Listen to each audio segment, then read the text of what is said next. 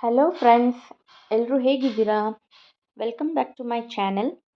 ಇವತ್ತು ನಾನು ನಿಮಗೆ ಕ್ರಿಸ್ಪಿಯಾಗಿ ಕ್ರಂಚಿಯಾಗಿ ಮಾಡಿಕೊಳ್ಳುವಂತಹ ಒಂದು ಈಸಿಯಾಗಿ ಮನೆಯಲ್ಲೇ ಇರುವಂತಹ ಪದಾರ್ಥದಲ್ಲಿ ಮಾಡಿಕೊಳ್ಳುವಂತಹ ಒಂದು ಪಕೋಡ ರೆಸಿಪಿನ ತೋರಿಸ್ತಾ ಇದ್ದೀನಿ. ಕೇವಲ ನಿಮಗೆ ಒಂದು 2 ಈರುಳ್ಳಿ ಇದ್ದರೆ ಸಾಕು, ನೀವು ಈ ರೀತಿಯಾದಂತಹ ಪಕೋಡನ ಮಾಡ್ಕೊಳ್ಬೋದು. ತುಂಬ ಕ್ರಿಸ್ಪಿಯಾಗಿ ಬರುತ್ತೆ ಮತ್ತು ತುಂಬ ಎಣ್ಣೆ ಕೂಡ ಹೀರ್ಕೊಳ್ಳಲ್ಲ. ಇದು ತಿನ್ನೋದಕ್ಕೂ ತುಂಬ ಚೆನ್ನಾಗಿರುತ್ತೆ. ಮಕ್ಕಳು ಕೂಡ ತುಂಬ ಇಷ್ಟಪಟ್ಟು ತಿಂತಾರೆ.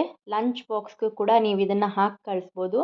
ಈ ರೀತಿ ಇದ್ದಂತಹ ಪಕೋಡನ ನೀವು ಯಾವತ್ತೂ ಟ್ರೈ ಮಾಡಿರಲ್ಲ. ಬರೀ ಒಂದು 2 ಈರುಳ್ಳಿ ಇದ್ದರೆ ಸಾಕು, ನೀವು ಈ ಥರನ ಚೆನ್ನಾಗಿರುವಂತಹ ಪಕೋಡನ ಮಾಡ್ಕೊಳ್ಬೋದು.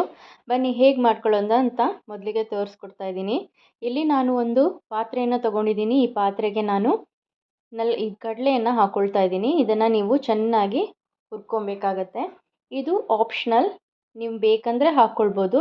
ಬಟ್ ಇದು ತಿನ್ನೋದಕ್ಕೆ ತುಂಬ ಕ್ರಿಸ್ಪಿಯಾಗಿ ತುಂಬ ಚೆನ್ನಾಗಿರುತ್ತೆ ಹಾಕ್ಕೊಂಡ್ರೆ, ಸೇರಿಸ್ಕೊಂಡ್ರೆ.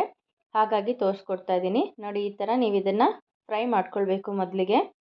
ಮತ್ತು ಇದನ್ನು ನೀವು ಚೆನ್ನಾಗಿ ಈ ಥರ ಸಿಪ್ಪೆ ಬಿಡೋದಷ್ಟು ಫ್ರೈ ಮಾಡ್ಕೊಂಡ ನಂತರ ಗ್ಯಾಸ್ ಫ್ಲೇಮ್ನ ಆಫ್ ಮಾಡಿಕೊಂಡು ಇದನ್ನು ಸ್ವಲ್ಪ ತಣ್ಣಗಾದ ನಂತರ ನೋಡಿ ಈ ಥರ ನೀವು ಈ ಥರ ಉಜ್ಕೊಂಡ್ರೆ ಸಾಕು. ಈ ಥರ ಎಲ್ಲ ಸಿಪ್ಪೆಗಳು ನಿಮಗೆ 2 ನಿಮಿಷದಲ್ಲಿ ಬಿಟ್ಬಿಡುತ್ತೆ.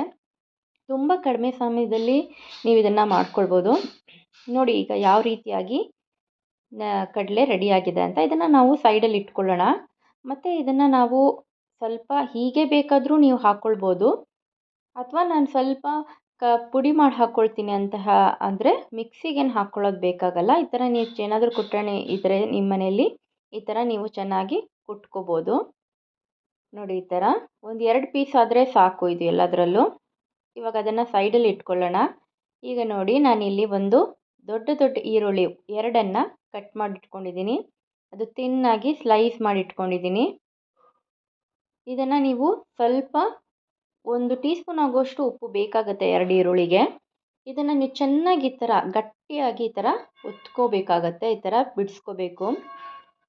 ನೋಡಿ, ಈ ಥರ ಎಳೆಯಾಗಿ ಬರಬೇಕು ಈರುಳ್ಳಿ, ಆವಾಗ ಪಕೋಡ ತುಂಬ ಚೆನ್ನಾಗಿ ಬರುತ್ತೆ. ನೋಡಿ, ಎಲ್ಲ ಎಳೆ ಬಿಟ್ಕೊಂಡಿದೆ ಇವಾಗ. ಈಗ ಇದಕ್ಕೆ ನಾವು ಶುಂಠಿ 1 ಇಂಚ್ ಆಗುವಷ್ಟು ಶುಂಠಿನ ಚಿಕ್ಕದಾಗಿ ಕಟ್ ಮಾಡಿಕೊಂಡು ಇದಕ್ಕೆ ನಾನು ಸೇರಿಸ್ಕೊಂಡಿದ್ದೀನಿ. ಮತ್ತು ಕರಿಬೇವಿನ ಎಲೆನ ನಾನಿಲ್ಲಿ ಒಂದು 5 ರಿಂದ 6 ಚೆನ್ನಾಗಿ ಕಟ್ ಮಾಡಿ ಇಟ್ಕೊಂಡಿದ್ದೀನಿ ತೊಳೆದು. ನಂತರ ಕೊತ್ತಂಬರಿ ಸೊಪ್ಪನ್ನು ಚಿಕ್ಕದಾಗಿ ಕಟ್ ಮಾಡಿ ಹಾಕ್ಕೊಳ್ತಾ ಇದ್ದೀನಿ. ಇಷ್ಟಿಷ್ಟು ಹಾಕ್ಕೊಂಡ್ರೆ ಸಾಕಾಗತ್ತೆ.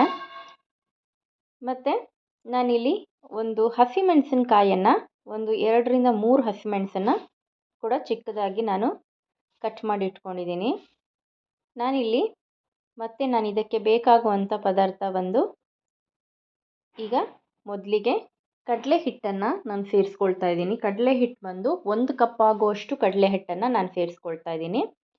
ಮತ್ತು ನಾನು 1/4 ಕಪ್ಪು ಆಗುವಷ್ಟು ಅಕ್ಕಿ ಹಿಟ್ಟನ್ನು ಕೂಡ ನಾನಿಲ್ಲಿ ಸೇರಿಸ್ಕೊಳ್ತಾ ಇದ್ದೀನಿ. ಯಾಕಂದರೆ ಅಕ್ಕಿ ಹಿಟ್ಟು ಹಾಕೋದ್ರಿಂದ ಪಕೋಡ ಕ್ರಿಸ್ಪಿಯಾಗಿ ಬರುತ್ತೆ. ಮತ್ತು ಅರ್ಧ ಟೀ ಸ್ಪೂನ್ ಆಗುವಷ್ಟು ಅರಿಶಿನ, ಮತ್ತು 1 ಟೀ ಸ್ಪೂನ್ ಆಗುವಷ್ಟು ರೆಡ್ ಚಿಲ್ಲಿ ಪೌಡರ್. ನಿಮಗೆ ಖಾರ ಜಾಸ್ತಿ ಬೇಕಂದರೆ ಸ್ವಲ್ಪ ಜಾಸ್ತಿ ಹಾಕ್ಕೊಳ್ಬೋದು. ಯಾಕಂದರೆ ಹಸಿಮೆಣಸು ಆಲ್ರೆಡಿ ಹಾಕಿರೋದ್ರಿಂದ ನಾನು 1 ಟೀ ಸ್ಪೂನ್ ಹಾಕ್ಕೊಂಡಿದ್ದೀನಿ. ಮತ್ತು ಸ್ವಲ್ಪ ಜೀರಿಗೆ ಪೌಡರನ್ನು ಹಾಕ್ಕೊಳ್ತಾ ಇದ್ದೀನಿ. ಮತ್ತು ನಾನಿಲ್ಲಿ ಒಂದು 1/4 ಟೀ ಸ್ಪೂನ್ ಆಗುವಷ್ಟು ಓಂ ಕಾಳನ್ನು ಸೇರಿಸ್ಕೊಳ್ತಾ ಇದ್ದೀನಿ. ಪಕೋಡ ತುಂಬ ಚೆನ್ನಾಗಿ ಬರುತ್ತೆ ಅದರಲ್ಲಿ ಟೇಸ್ಟು. ಮತ್ತು ಅದು ಸ್ವಲ್ಪ ನಿಮಗೆ ಗ್ಯಾಸ್ಟ್ರಿಕ್ ಆಗೋದನ್ನು ಕೂಡ ತಡೆಯುತ್ತೆ. ಕಡಲೆ ಹಿಟ್ಟೆಲ್ಲ ಹಾಕಿದ್ದೀವಲ್ವ, ಹಾಗಾಗಿ ಅದಕ್ಕೆ ನಾವು ಓಂ ಕಾಳನ್ನು ಸೇರಿಸ್ಕೊಂಡ್ರೆ ತುಂಬ ಚೆನ್ನಾಗಿ ಬರುತ್ತೆ. ಮತ್ತು ಇದೆಲ್ಲದನ್ನು ನಾವಿವಾಗ ಚೆನ್ನಾಗಿ ಮಿಕ್ಸ್ ಮಾಡ್ಕೊಳ್ಬೇಕು ಮೊದಲಿಗೆ. ಯಾಕಂದರೆ ಈರುಳ್ಳಿನೇ ನಿಮಗೆ ನೀರು ಬಿಡೋದ್ರಿಂದ ನಾವು ಎಷ್ಟು ಚೆನ್ನಾಗಿ ಅದನ್ನು ಮಿಕ್ಸ್ ಮಾಡ್ಕೊಳ್ತೀವಿ ಅಷ್ಟು ಚೆನ್ನಾಗಿ ಹೊಂದ್ಕೊಳ್ಳುತ್ತೆ. ಫಸ್ಟು ಎಷ್ಟು ನೀರು ಬಿಡುತ್ತೆ ಅಷ್ಟು ನಾವು ಇದನ್ನು ಚೆನ್ನಾಗಿ ಈ ಥರ ಗಟ್ಟಿಯಾಗಿ ಎಲ್ಲ ಹಿಟ್ಟು ಏನು ಮಸಾಲೆಗಳು ಹಾಕಿದ್ವಿ ಅದೆಲ್ಲನೂ ಅದಕ್ಕೆ ಕೂಡ್ಕೊಳ್ಳೋ ಥರ ನಾವು ಹಾಕ್ಕೊಳ್ಬೇಕು. ನಂತರ ಇದಕ್ಕೆ ನಾನು ಸ್ವಲ್ಪ ಒಂದು 1/4 ಟೀ ಸ್ಪೂನ್ ಆಗೋಷ್ಟು ಬೇಕಿಂಗ್ ಸೋಡಾನ ಕೂಡ ಆ್ಯಡ್ ಮಾಡ್ಕೊಳ್ತಾ ಇದ್ದೀನಿ. ಒಂದು ಸ್ವಲ್ಪ ಆ್ಯಡ್ ಮಾಡ್ಕೊಂಡ್ಬಿಟ್ಟು ಇದನ್ನು ನೀವು ಚೆನ್ನಾಗಿ ಈ ಥರ ಮತ್ತೆ ಕಲಿಸ್ಕೊಬೇಕು. ನೀರನ್ನ ನೀವು ನೋಡ್ಕೊಂಡು ಆ್ಯಡ್ ಮಾಡ್ಕೊಳ್ಳಿ, ಎಷ್ಟು ಬೇಕು ಅಷ್ಟನ್ನು. ಯಾಕಂದರೆ ತುಂಬ ಹಾಕೋದ್ರಿಂದ ನಿಮಗೆ ಅಷ್ಟು ಚೆನ್ನಾಗಿ ಬರಲ್ಲ, ಒಂಥರ ನೀರು ಆಗಿಬಿಡುತ್ತೆ. ಹಾಗಾಗಿ ಒಂದು 2 ಸ್ಪೂನ್ ಅಷ್ಟು ನೀರು ಹಾಕ್ಕೊಂಡ್ರೆ ಸಾಕಾಗತ್ತೆ. ಈರುಳ್ಳಿನೇ ನೀರು ಬಿಟ್ಬಿಡುತ್ತೆ. ಮತ್ತು ನಾನಿಲ್ಲಿ ಏನು ಕಡಲೆನ ಹುರ್ಕೊಂಡು ಇಟ್ಕೊಂಡಿದ್ದೀನಿ ಅದನ್ನು ಕೂಡ ನಾನು ಇದಕ್ಕೆ ಸೇರಿಸ್ಕೊಳ್ತಾ ಇದ್ದೀನಿ. ಇದನ್ನು ಕೂಡ ನೀವು ಈ ಥರ ಚೆನ್ನಾಗಿ ಲಾಸ್ಟಲ್ಲಿ ಹಾಕ್ಕೊಂಡು ಮಾಡ್ಕೊಳ್ಬೇಕಾಗತ್ತೆ. ಯಾಕಂದರೆ ಅದು ನಿಮಗೆ ಒಂಥರ ಮೆತ್ತಗೆ ಆಗಿಬಿಟ್ರೆ ನಿಮಗೆ ತಿನ್ನಬೇಕಾದ್ರೆ ಅಷ್ಟು ಚೆನ್ನಾಗಿರಲ್ಲ. ಹೀಗೆ ನೀವು ಮೇಲ್ಗಡೆ ಹಾಕ್ಕೊಳ್ಳೋದ್ರಿಂದ ಅದು ತುಂಬ ಕ್ರಿಸ್ಪಿಯಾಗಿ ಕೂಡ ಬರುತ್ತೆ. ನಿಮ್ಮ ತಿನ್ನೋದಕ್ಕೂ ಟೇಸ್ಟ್ ಚೆನ್ನಾಗಿರುತ್ತೆ. ಬಟ್ ಇದು ಆಪ್ಷನಲ್, ಬೇಕಂದರೆ ಹಾಕ್ಕೊಳ್ಬೋದು, ಇಲ್ಲಾಂದರೆ ಬೇಡ. ಬಟ್ ಹಾಕೋದ್ರಿಂದ ಟೇಸ್ಟು ತುಂಬ ಚೆನ್ನಾಗಿರುತ್ತೆ. ಮತ್ತು ನಾನಿಲ್ಲಿ ಇವಾಗ ಪಕೋಡನ ಸ್ವಲ್ಪ ಒಂದು 5 ನಿಮಿಷ ಇಟ್ಕೊಂಡಿದ್ದೀನಿ. ಈಗ ನಾವು ಇದನ್ನು ಸ್ವಲ್ಪ ಅದು ನಿಮಗೆ ಯಾವ ಶೇಪ್ಗೆ ನೀವು ಬೇಕು ಅದನ್ನು ನೀವು ಮಾಡ್ಕೊಳ್ಬೋದು. ಯಾವುದೇ ತರಹದ ಶೇಪ್ನ ಕೂಡ ನೀವು ಮಾಡ್ಕೊಳ್ಬೋದು. ರೌಂಡಾಗಿ ಕೂಡ ಮಾಡ್ಕೊಳ್ಬೋದು, ಮತ್ತು ಸ್ವಲ್ಪ ಬಿಸ್ಕೆಟ್ ಶೇಪ್ ಕೂಡ, ಯಾವ ಶೇಪ್ ಬೇಕಾದರೂ ನೀವು ಈ ಪಕೋಡ ಮಾಡ್ಕೊಳ್ಬೋದು. ಈಸಿಯಾಗಿ ಏನು ಕೂಡ ಒಡ್ಕೊಳ್ಳೋದಿಲ್ಲ, ಚೆನ್ನಾಗಿದು ಹೊಂದ್ಕೊಳ್ಳುತ್ತೆ. ನೋಡಿ, ನಾನು ಈ ಥರ ಶೇಪನ್ನು ಮಾಡ್ಕೊಳ್ತಾ ಇದ್ದೀನಿ. ಯಾವ ಶೇಪ್ ಮಾಡಿದ್ರೂ ಕೂಡ ನಿಮಗೆ ಟೇಸ್ಟಲ್ಲಿ ಏನು ಡಿಫ್ರೆನ್ಸ್ ಅನಿಸೋದಿಲ್ಲ, ಅಷ್ಟು ತುಂಬ ಚೆನ್ನಾಗೇ ಬರುತ್ತೆ. ಬಟ್ ಇದು ತುಂಬ ಚೆನ್ನಾಗಿರುತ್ತೆ ಅಂತ ನೋಡೋದಕ್ಕೆ ನಾನು ಇದನ್ನು ಶೇಪ್ನ ಮಾಡ್ಕೊಳ್ತಾ ಇದ್ದೀನಿ. ನಾನು ಎಲ್ಲದನ್ನು ಈ ಥರ ಒಂದು ಸಲಿಗೆ ಮಾಡಿಟ್ಕೊಂಡಿದ್ದೀನಿ ಇವಾಗ ಎಲ್ಲದನ್ನು. ನಂತರ ನಾನಿಲ್ಲಿ ಸ್ವಲ್ಪ ಎಣ್ಣೆ ಕೂಡ ಕಾಯಕ್ಕೆ ಇಟ್ಕೊಂಡಿದ್ದೀನಿ.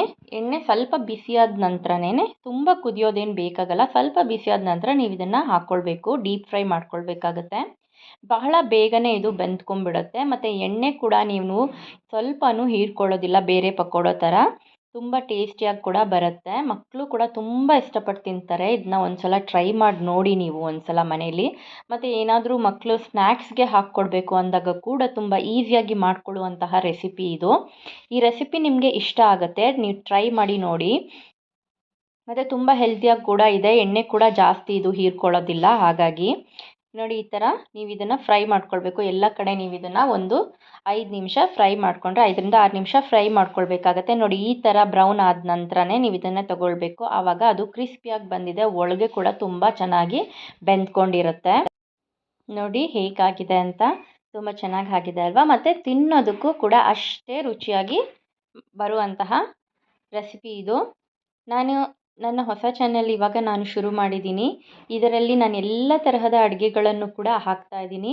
ಪ್ಲೀಸ್ ಎಲ್ಲರೂ ನೋಡಿ, ಟ್ರೈ ಮಾಡಿ, ಮತ್ತು ಶೇರ್ ಮಾಡಿ, ಲೈಕ್ ಮಾಡಿ, ಮತ್ತು ಸಬ್ಸ್ಕ್ರೈಬ್ ಮಾಡ್ಕೊಂಡು ನೋಡೋದನ್ನು ಮರಿಬೇಡಿ. ನೋಡಿ, ಈ ಥರನೇ ಒಳ್ಳೊಳ್ಳೆ ರೆಸಿಪಿನ, ಈಸಿ ಆದಂತಹ ರೆಸಿಪಿನ ನಾನು ನನ್ನ ಚಾನಲ್ನಲ್ಲಿ ಅಪ್ಲೋಡ್ ಮಾಡ್ತಾ ಇರ್ತೀನಿ. ಈ ರೆಸಿಪಿ ನಿಮಗೆ ಇಷ್ಟ ಆಗುತ್ತೆ ಅಂತ ಅಂದ್ಕೊಂಡಿದ್ದೀನಿ. ಮತ್ತು ನೋಡಿ ಎಷ್ಟು ಚೆನ್ನಾಗಿ ಬಂದಿದೆ. ನೀವು ಕರಿಬೇವನ್ನು ಕೂಡ ಇದ್ರ ಮೇಲ್ಗಡೆ ಈ ಥರ ನೀವು ಸ್ವಲ್ಪ ಎಣ್ಣೆಗೆ ಬಿಟ್ಕೊಂಡು ಅದನ್ನು ಕೂಡ ನೀವು ಇದಕ್ಕೆ ಹಾಕ್ಕೊಳ್ಬೋದು. ನಾನು ಡೆಕೋರೇಷನ್ಗೋಸ್ಕರ ಹಾಕ್ಕೊಂಡಿದ್ದೀನಿ. ನೋಡಿ ಯಾವ ಥರ ಬಂದಿದೆ ಅಂತ, ತುಂಬ ಚೆನ್ನಾಗಿ ಬಂದಿದೆ ಅಲ್ವಾ? ನೋಡಿ, ಇದನ್ನು ನೀವೀಗ ಆರಾಮಾಗಿ ಯಾವುದಕ್ಕೆ ಬೇಕಾದರೂ, ಸ್ನ್ಯಾಕ್ಸ್ಗೆ ಬೇಕಾದರೂ, ಮತ್ತು ಸೈಡಾಗಿ ಕೂಡ ತಿನ್ಕೊಳ್ಬೋದು. ಈ ರೆಸಿಪಿ ನಿಮಗೆ ಇಷ್ಟ ಆಗಿದ್ದರೆ ಲೈಕ್ ಮಾಡಿ, ಶೇರ್ ಮಾಡಿ, ಮತ್ತು ಸಬ್ಸ್ಕ್ರೈಬ್ ಮಾಡ್ಕೊಳ್ಳೋದನ್ನು ಮರಿಬೇಡಿ. ಯಾವುದೇ ತರಹದ ನಿಮಗೆ ಡೌಟ್ ಇದ್ದರೂ ಕೂಡ ಕಾಮೆಂಟ್ ಬಾಕ್ಸಲ್ಲಿ ಕಾಮೆಂಟ್ ಮಾಡಿ. Thank you.